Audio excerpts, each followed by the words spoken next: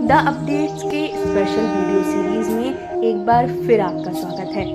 हमारी कोशिश होती है कि उन मुद्दों को उठाने की जिससे परिवर्तन की लड़ाई तेज हो सके। बिरसा मुंडा से लेकर शिबू सोरेन तक के संघर्ष के जो उद्देश्य थे उसे पूरा किया जा सके। आइए बढ़ते हैं उन सवालों की तरफ जो आपको झंझोर देंगे। द अपडेट्स के लिए इस स्क्रिप्ट को हमारे साथी दीपक ने लिखा है। दिल्ली रेलवे स्टेशन पर एक आम दिन था। प्लेटफॉर्म पर खड़े लोग एक अनकही बेचैनी में डूबे थे। जून की तपती गर्मी, कंधे पर लदी पोटलियां, गोद में बच्चे और माथे पर चिंता की रेखाएं। ये वो लोग थे जो दिल्ली में मजदूरी कर रहे अपने गांव लौट रहे थे, झारखंड और बिहार की ओर। भीड़ सिर्फ भीड़ नहीं थी, वो इस देश की मेहनतकश आत्मा थी जो विकास की दौड़ में पीछे छूट चुकी है। भीड़ में घुसकर ट्रेन पकड़ना अब नियति हो गया है। ट्रेन में सफर अब सिर्फ यात्रा नहीं, एक संघर्ष है।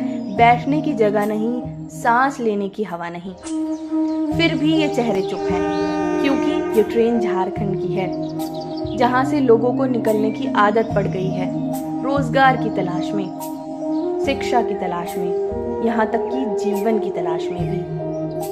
लेकिन सवाल ये है कि झारखंड से ही क्यों? भारत ने 1991 के बाद खुली अर्थव्यवस्था की राह पकड़ी, विकास की रफ्तार तेज हुई, लेकिन जब राज्य को अपनी इंफ्रास्ट्रक्चर, कानून व्यवस्था और शिक्षा में निवेश करना था, तब झारखंड जैसे राज्य राजनीतिक अस्थिरता, भ्रष्टाचार और नीतिगत अनिर्णय में फंस गए। झारखंड के पास सब कुछ है, कोयला, लोहा, जंगल, जल और श्रम, पर न रोजगार है न उद्योग। राज्य समृद्ध है पर लोग गरीब हैं। और अब जब विकसित भारत की बात हो रही है, तो क्या झारखंड इस दौड़ में साथ है?